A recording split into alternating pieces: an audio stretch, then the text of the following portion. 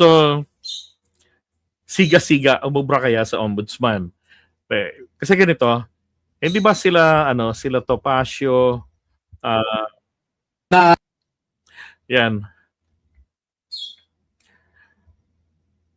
sa NBI, no? Tinutulan nila yung one-on-one interview. Kasi kada kwarto merong mga investigador ng NBI ang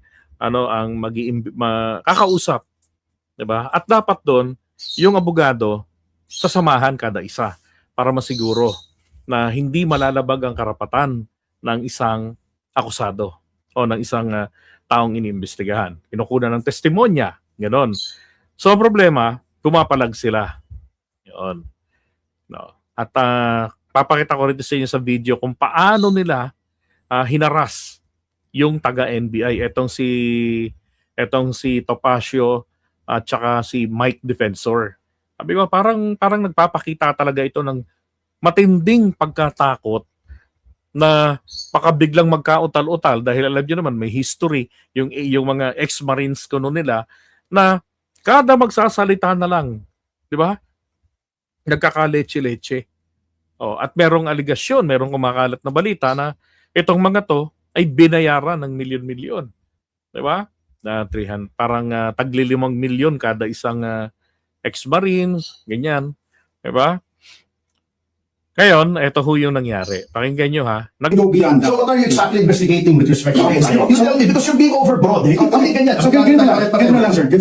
So, we have prepared individual interview rooms for... We do not consent. We already made it clear. We do not consent. You may accompany your client. No, never mind. It doesn't matter. We do not consent. We want to make that clear. We do not consent. Which part of no? We do not consent to be interviewed at all. We want to leave, and there is nothing in the law that will prevent you from us leaving here now. Okay. So, if that's the case, sir, then... if you want, you can issue us other subpoena for another thing, as long as it is relevant. When you say that the NBI has motu proprio powers, that power is not unlimited, it does not amount to a roving commission. We know that Huwag na tayo pulahan panyero. Pambihira naman tayo Ano bang gusto nyo sa kliyente ko? Identity. Hindi nyo kilala. I mean, not to be condescending, but hindi nyo kilala. Ganito, sir. We can answer those questions in the Red Forum. We have an interview room where you may... No, we're not. You want We are answers to not your going to be questions. interviewed. We are not Grabe, going diba? to be interviewed. President Mundo, you said you have plenary powers as the National Bureau of Investigation. Can you imagine, you're going for budget deliberations in Congress. You're spending Sinumbatan ng budget resources of the government investigating a non-crime. Walang Anong non-crime? Yung mga document, yung papel nila. 'Di ba kinukuwento nila ron may korupsyong nangyari, nagde-deliver sila ng pera. Graft and corruption 'yun. Yun pa lang malinaw na doon. Na mayroong ganun sa aligasyon nila. Anong non-crime? Ano yan? Civil case? krimen dito. I knew you were used during the Napoles investigation. May krimen doon. May scam. You were used in the PhilHealth scam.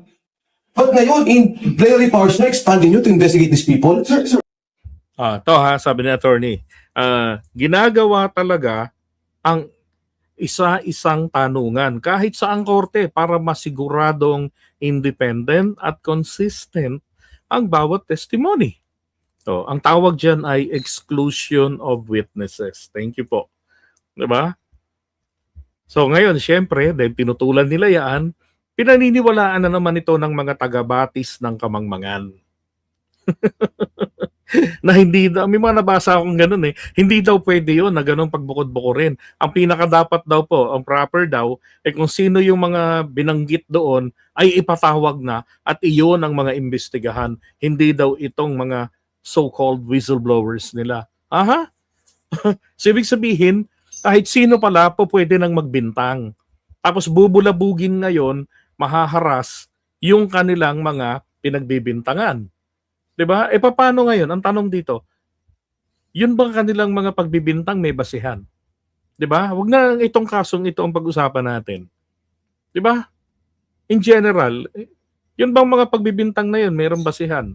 Meron. Nasaan ang ebidensya? 'Di ba? Dapat kailangan may ganun. Titignan yung credibility rin nila. Baka mamaya, mga bangag lang yan 'Di ba? Nag-aakusa. Tapos pagka tinanong mo, hindi na alam kung ano sasabihin. Hindi na alam kung anong ilalabas. 'Di ba? Kung susundan itong sina Topacio at saka si Defensor,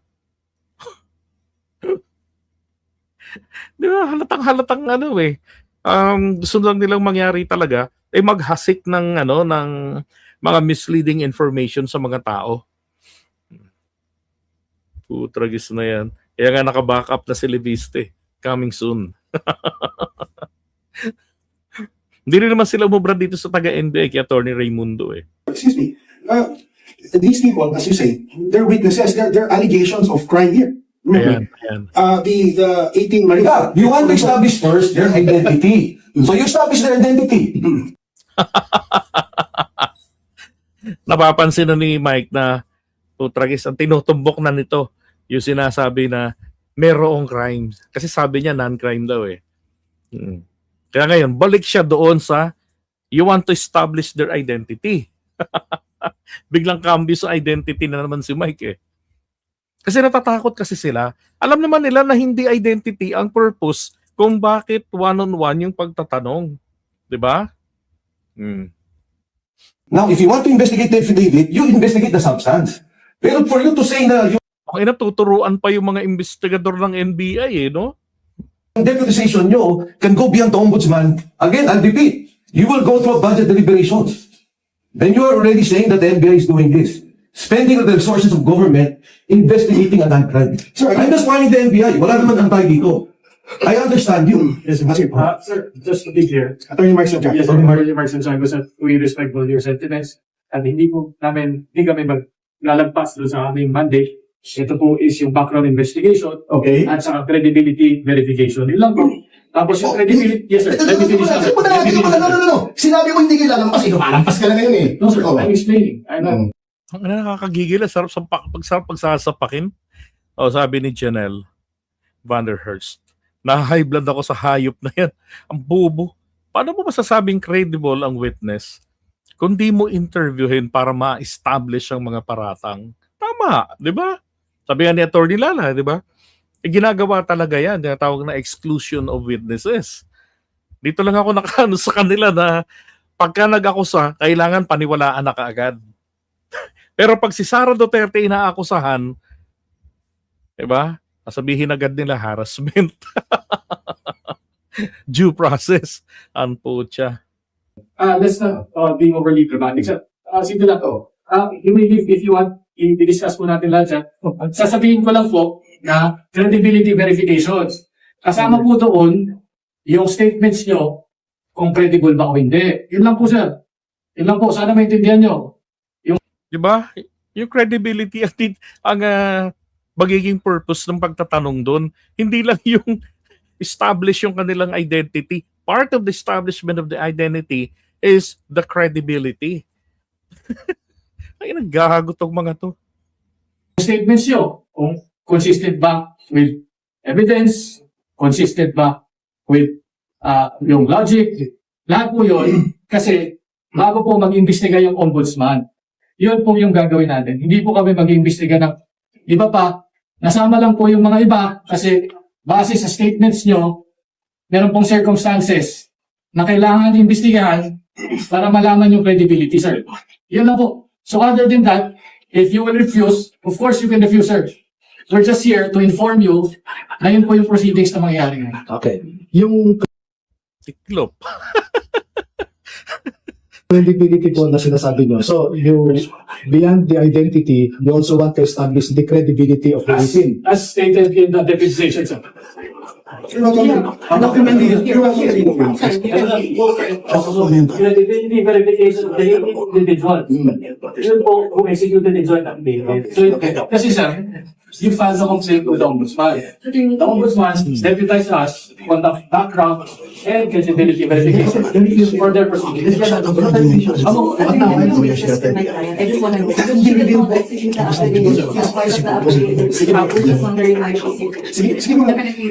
That is basically what we revealed later po, no? As of right now, as you can see, we're being, this is a semi-public forum, so we don't want to disclose that here, but it will be disclosed during the interview, which you are welcome to understand. So, agent okay. Buti pa tong abogada na to abogada ng asawa ni Mike nakakaintindi. Di ba? This was, we see the. But no, no, not here. Not here. Not here. Kasi other witnesses may be some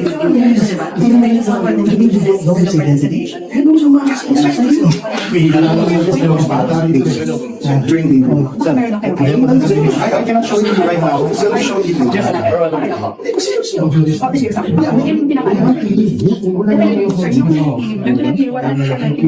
Okay,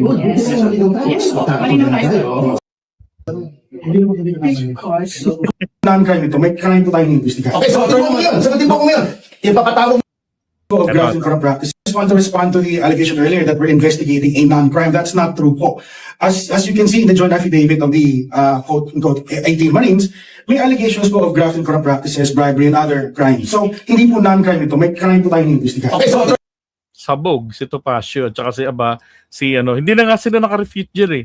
Doon sila in-explain sa kanila na hindi ito non-crime. Totoo naman eh. sagutin mo ko ngayon. Ipapatawag mo ba yung mga binanggit nila? O hindi, o hindi.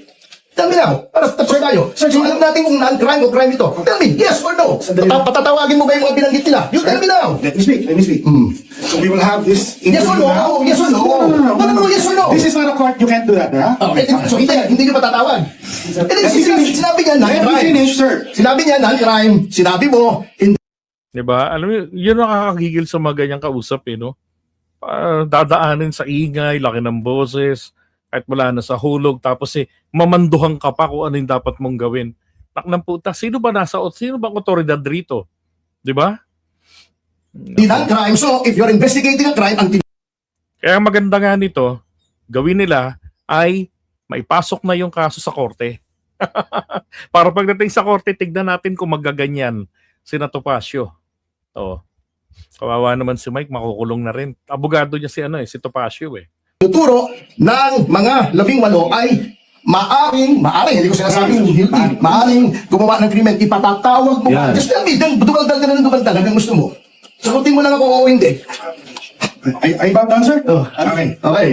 Alright, so we will have an investigation. If the evidence points to them, there's sufficient evidence, then we will do so. Ipapatawag din po namin sila. No, Attorney Remundo, I was going to mention that. If you want to establish the identities of the Marines, including my Balik na naman siya sa identity. Sinabihan na nga na kung yung mga ebidensya points to them, tinutumbok sila, ipapatawag namin sila.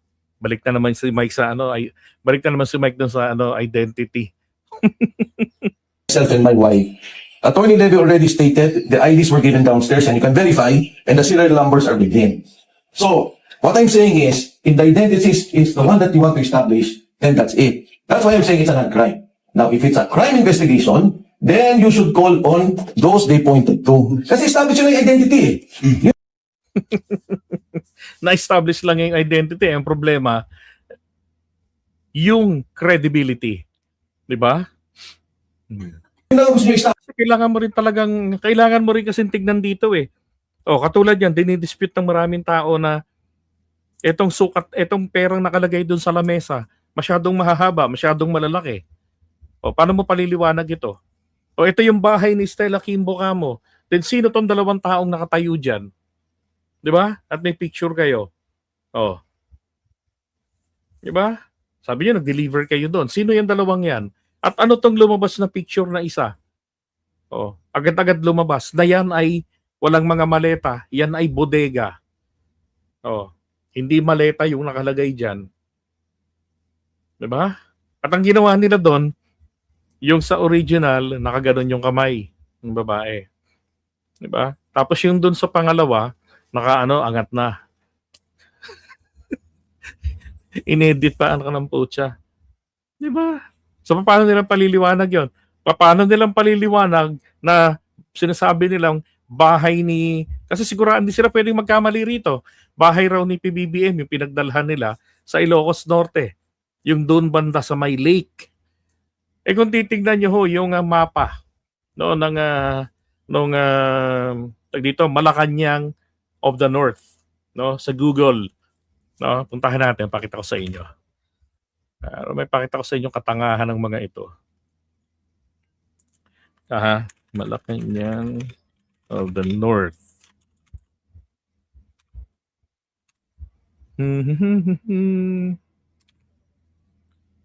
So, pakita ko sa inyo. Alisin na natin to.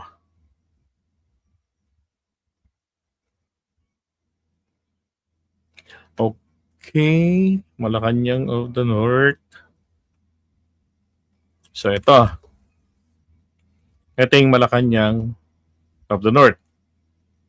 Yan. Bahay ito ni na Marcos Senior noon. Noon pa. Alam ko, bago pa siya maging kongresista. Ito yung isa kabilang doon sa mga unang-unang ari-arian na nabawi nila mula sa PCGG. Kasi nga, ang akusasyon laban sa tatay ni BBM ay nagnakaw daw nung pera ng Kabanang Bayan nung kanyang panahon bilang presidente ng Pilipinas. Ito, pag-aari niya na bago pa yon. So, lumusot ito.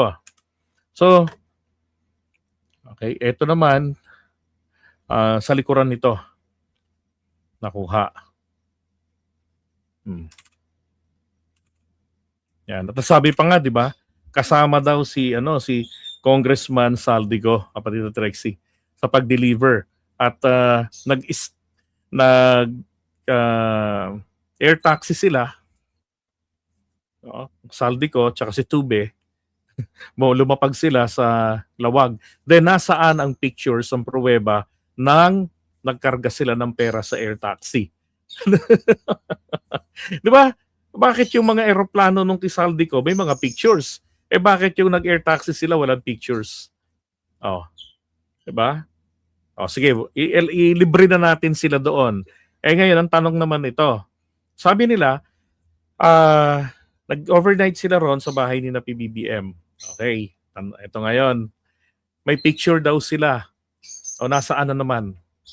Diba? Tsaka nung dumating si PBBM kasama si FL Lisa, bakit dalawa lang yung dumating? Ang presidente ng Pilipinas po, kahit saan yan pumunta, maliban po sa kubeta, at sa kwarto nilang mag-asawa, may gwardiya yan. Nandyan ang PSG. Bakit dalawa lang? Kaya ayaw nilang matanong individually. Kinakatakutan nila yan. Kasi baka biglang umiyak at magsabi, mayroon lang po kami ng 5 milyon eh. Kaya namin ginagawa to para sa ekonomiya lang eh. Kasi si PBBM pinaputok yung flood control scam na yan eh. Nawala na tuloy kami ng kita dahil si boss nagtago na. 'Di ba? Gutom na pamilya namin. And take note yung mga yan. Mga ex-marines yan. Bakit? Wala pa akong nabalitaan ng ex-marines na naibalita sa mga balita na na naging santo. Madalas involved sa holdapan, involved sa iba rape pa nga. 'Di ba? Yan alam nila na naghahatid ng pera. Saka naman nakakita na matino ang ginagawa na mali-maleta ang pera na nagdi-deliver sa mga politiko. 'Di ba? Uso na yung online process. Uso na yung bank transfer. Mag-transfer ka ng 50 mil. Magkano lang ang kaltas sa iyo? 10 pesos. 'Di ba? Hindi pa time consuming. Ilang pindot lang. 'Di ba? Tapos magdi-deliver kayo. So ibig sabihin, something illegal. Tapos ang makukuha nyo ng pera. 'Di ba? Ang dami daw nang dumadating doon kay Saldico. Hindi naman nila nabanggit kung sino-sino yung mga yun, kani-kanino. Imposibleng di nila naisip yun. Yan ang mga tanong na kinakatakutan nila. Kaya pilit na hinaharas nila yung taga-NBI na kaysa tingnan pa ninyo yung credibility ng mga to, tutukan nyo na lang. Yung mga taong binagbibintangan nila. Eto naman, yung lake na sinasabi nila.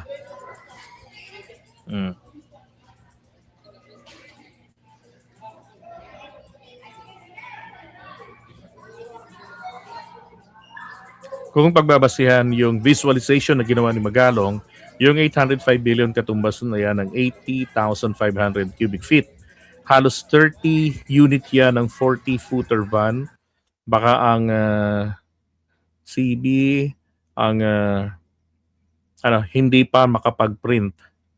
Central Bank hindi pa nakapag-print ng ganyang kadaming 1K bill. Alam niyo, dapat kang gawin dyan ng Central Bank i-demonetize na yan. Di ba? Yung mga 1,000 pesos na yan. Oh, sigurado ako lalabas yan. Pag dinemonetize, lalabas ang bulto-bulto dyan. Di ba? Ang magiging kahina-hinala rito ay yung mga magpapapalit ng halaga ay milyon-milyon. Kasi yung mga ordinaryong mamamayan, magkano lang yan, magpapapalit yan, mga ilang libo lang yan. Siguro malaki na 20,000. Oh. Pero yung milyon-milyon lalabas yan.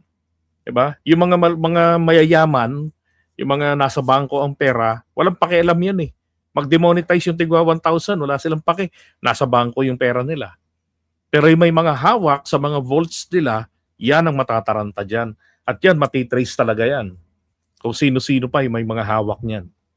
Diba? Lalo na kung sino-sino yung mga nag-import o bumili locally ng mga vaults. Kaya siguro hindi nagpakita si Tsubi sa NBI. Baka mabuking sa kanyang kasinungalingan. Malamang. Di ba? Ini-edit pa ba yung pictures nila ni PBBM? Oh.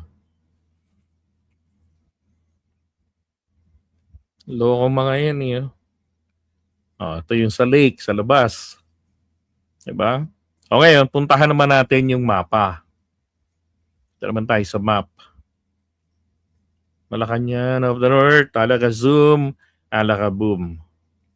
Okay, so ito yung Malacanang of the North. Wala pong ibang bahay dito.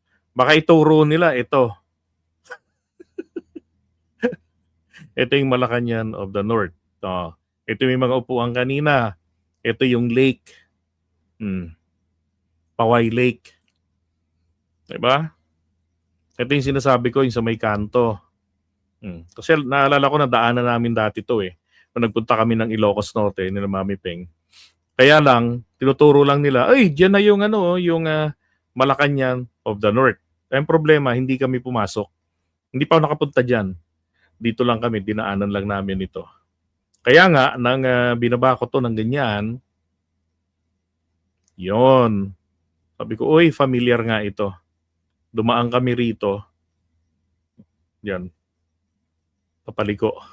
So, dito pala yung daanan.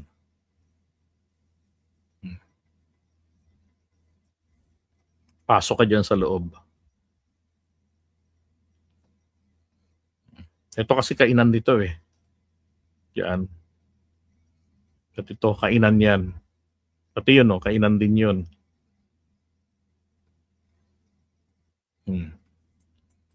Diba? Kaya yung sinasabi ni Natubi na yung nasa may lake, nako, mukha silang tanga. Paano nila paliliwanag yan? Lalo na yung sinabi ng air taxi. Paano nila yun pasisinungalingan? Baka sabihin naman nila doon, hinaras yan ng NBI, natakot ang NBI. Resolution na mismo yun, maaring board resolution yun, na inilabas nila yung mga pruweba nila na walang naging ganyang biyaheng papuntang Ilocos Norte, doon sa Lawag, at wala ring biyahe na magkasama si Tube at saka etong si Saldico. Natural, wala talaga kung walang naging ganong flight. Diba? Kaya nga, sabi ko bakit pala kayong pruweba rito, pictures na nagkarga kayo ng pera sa aeroplano? Diba? Kung nag-air taxi kayo o helicopter. Tapos yung bahay. Bakit wala kayong picture? Sabi niyo may picture kayo doon. Ni na BBM. Tapos si Sandro daw yung dinatna nila doon sa bahay. Anak ng putya, parang typical lang na nag-deliver ng sulat no? Yung kwento.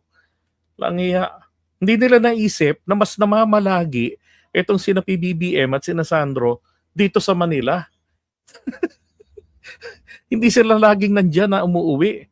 Sina PBBM, weekends umuuwi dyan. Kaya nga dati, pag panahon ng caravan, hindi sila nakakasama. Kasi nga kapag weekends, nandyan sila sa Ilocos Norte. Pero wala dito. At ito, mula nung nabawi nila ito, ng pagbalik nila, hindi na nila to tinirahan. Naging museum na nga yan Dito pa lang sabog na Kaya nga ayaw na ayaw po nila na tinitest yung credibility. Diba? Wala naman diyan. Hindi, sa ano daw po sila, sa Lawag, sa airport, doon sila bumaba. Tapos four wheels na sila papunta diyan sa diyan sa ano, sa Paway. Yeah, obvious na obvious, Angelo. Nag-iimbento lang sila ng mga sirkumstansya. Oo. Tapos gusto pa nila paniwalaan ka agad. Anak ng putya, yung kwento na lang is unbelievable eh. Alam niyo yun, yung tawag dito, yung kanilang klase ng aligasyon na napakalaki. 'Di ba? Ganon din yun. Kung kailangan din po, kasing laki rin nun, yung ebidensya na magsusuporta doon sa kanilang mga aligasyon. Nangyayari sila Mike. Alam mo, dapat talaga kasuhan ng gobyerno yung mga yan. Kasi destabilization ang ginagawa nila eh. 'Di ba? At kung wala pang batas laban diyan sa mga ganyang actions, dapat kumikilos sa mga mambabatas natin na yung mga ganyang klaseng pag-aakusa, 'di ba? Na obvious na talagang ang purpose lang na umaapil sa taong bayan na kumilos, umaksyon laban sa pamahalaan, sa leader ng gobyerno, 'di ba? Dapat yan, pagka walang ebidensyang inilalabas at ganun ang mga tema, rather than dalhin sa proper forum ang issue nila, dapat yan papanagutin. Hindi na yan freedom of expression. Ang freedom of expression, ito yung freedom na most abused dito sa Pilipinas. Yung freedom of expression na yan. Di ba? Kaya nga nagsalita ng Korte Suprema eh. Sabi nila, pwedeng, yung mga pagpuna daw sa mga taong gobyerno does not constitute libel unless it is done maliciously. Then pwedeng magsampa sila ng reklamo. Oh. 'Di ba? Yeah, I totally agree, Janel, na dapat ma-disbar si Topacio and then si Mike, dapat makulong yan eh. Dahil hindi tama, hindi nakakatuwa yung ginagawa nila. Gusto pa nila sila paniwalaan agad. Sayang talaga eh, no? Ay, nako. Kahit sinong tao kukuha ka ng ebidensya para hindi ikaw lang ang managot o para may protection ka sa sarili. Tapos marins pa to kung totoo may hawak talaga ang mga yan. That's correct. Baka nga kapag hinanap na, nasa na yung picture, paano kayo nag-picture-picture nila BBM? Nawala na po yung cellphone ko eh. Matagal na kasi yun eh. Nalaglag. Naagaw, na-snatch yung cellphone ko eh. Baka naman gano'n. That defeats, 'di ba? Yung statement niya na sinasabi, may picture nga kami doon. Kagaguhan nila. At ang pinakamatibay pong magsusuporta sa kanilang sinasabi, wala pong iba kung hindi po si Saldico. 'Di ba? Si Saldico ang dapat na magsabi, tong mga utanginang yan, tauhan ko talaga yan. Na kami, nag-deliver kami ng pera. Bakit walang Saldico na lumalabas ng ganon? 'Di ba? Dapat nga ang gawin pa ni Ping Lacson pag mag-investigate. Pagbigyan niya na mag-zoom etong si Saldico. Tapos gawin yung kanyang gawin yung tawag dito yung panumpaan niya, yung kanyang yung testimonya niya, 'di ba? Do sa Philippine Consulate o sa embahada ng Pilipinas. Dapat ganoon para talaga masabing pinaninindigan niya, 'di ba? He's taking the risk. Dapat ganoon eh. Dapat i-challenge si Ping Lacson. Sige, ito yung Zoom. Open yan. Pumasok ka ngayon dyan. Ito yung mga tao. Nagsasabing mga tauhan mo dati. Di ba? Para nagkakaintindihan. Correct po. Hindi pwedeng sabi-sabi lang. Di ba? Baski naman sila eh. Siguro pag sinabihan sila na ikaw ganitong ginawa mo, ganitong kalokohan mo eh. Sasabihin nila anong ebidensya mo. 'Di ba? Maghahanap din sila ng ebidensya. Sasabihin rin nila, hindi pwedeng ganung akusasyon lang, hindi pwedeng kwento-kwento lang. Didemanda kita, wala kang ebidensya. 'Di ba? Sinisira mo reputasyon ko. Nakakalokohan ng mga 'yan.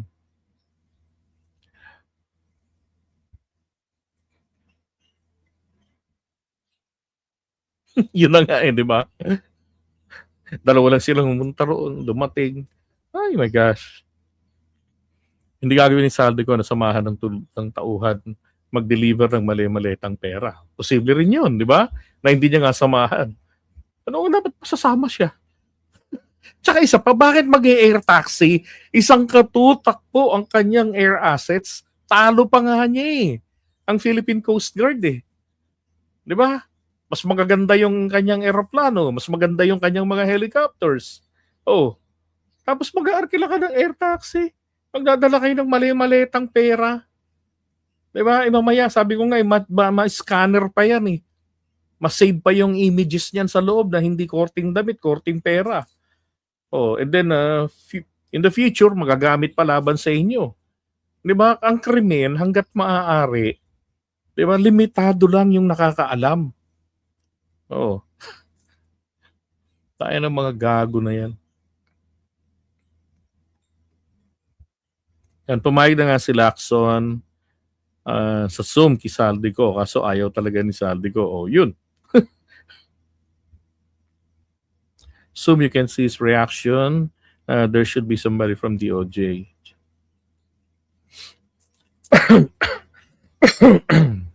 Yeah, pwede mo makita yung reaction kasi naka-zoom meeting yun. May camera naman dun Diba? Dapat gamitin nila rong camera, DSLR, para talagang malinaw na malinaw. Ang ebidensya nito defensor at ng 18 Marintes ay yung mga peking ebidensya na pinakita ni Saldico dati. Tatawa kayo yung grupo ng may tambak-tambak ng maleta, tapos may picture ng pamilya Duterte. Ibig sabihin po, yung may picture ng pamilya Duterte roon, ang pinaglagyan noon ay supporter ng mga Duterte. Di ba? Doon nakalagay yun. At hindi nangangahulugan po na may mga tambak ng mga maleta, yun na yung ginamit, hindi conclusive evidence yun. Na magsusuporta na gano'n na nga yung kwento nila at yun ang katibayan. Di ba? Yun na lang question ni Lacson Bakit hindi na alarma dyan sa laki ng perang yan na gumagalaw? Hindi na alarma dyan ang banking system. Kasi yung perang yan, 1.3 trillion, wala na po sa banking system yan. Ang withdrawal niyan, ilang taon na nakaraan. Hindi naman yan one time na winidraw. Pero ibig sabihin, alam po ng Bangko Sentral magkano ang buong pera ng Pilipinas na nasa sirkulasyon. And then makikita rin doon magkano ang pera na nasa loob ng mga bangko. Plus yung mga withdrawals na ginamit sa mga pasweldo, 'di ba?